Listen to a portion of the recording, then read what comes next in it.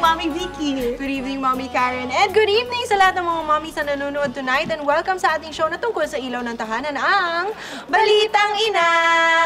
Mga mommies, isa na namang Balitang Ina ang good news ang ihahatid namin sa inyo ngayong araw.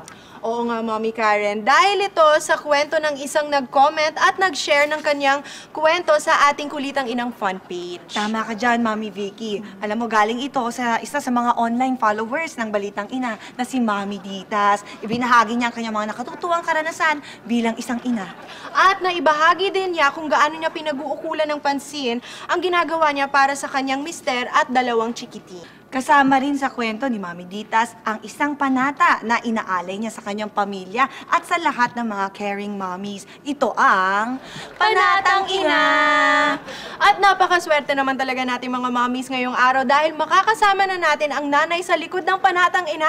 Tawagin na natin si Mami Ditas Pagulayan!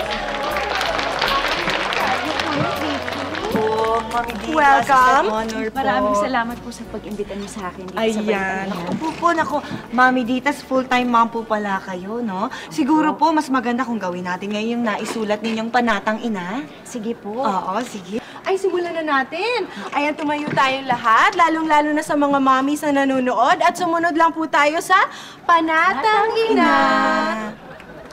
Ako, na isang tunay na ina, Ako, na isang tunay na ina, ay nanunumpa na maging tapat. ay nanunumpa na maging tapat, Maliit man o malaking ina. maliit man o malaking ina. Mamahalin ang sarili, ang pamilya at ang ina.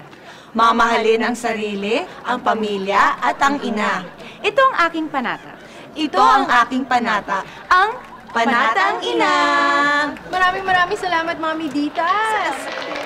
At sa lahat ng mga mommies na katulad namin, maging proud lang po tayo sa ating sarili at huwag ikahiya ang pagiging ina nating lahat. Tamang-tama si Mami Vicky. Naku, kasayang wala na naman tayong oras. Oo nga, pero huwag kayong mag-alala dahil babalik pa naman kami. Kaya mga mommies, para maging updated sa mga bagong balita, siguraduhin tumutok lang dito sa Balitang Ina! At para naman po sa mga mommies na maagang natulog ngayong gabi, makapanood niyo po ang aming replay. Bukas ng umaga ang Balitang Ina nyo rin! Ako po si Mami Karen. At ako naman po si Mami Vicky at ito ang Balitang Ina!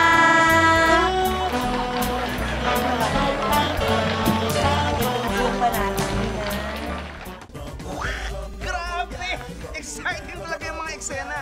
At dahil hindi kayo bumibitiw, may surprise kami sa inyo. Punta lang kayo sa aming website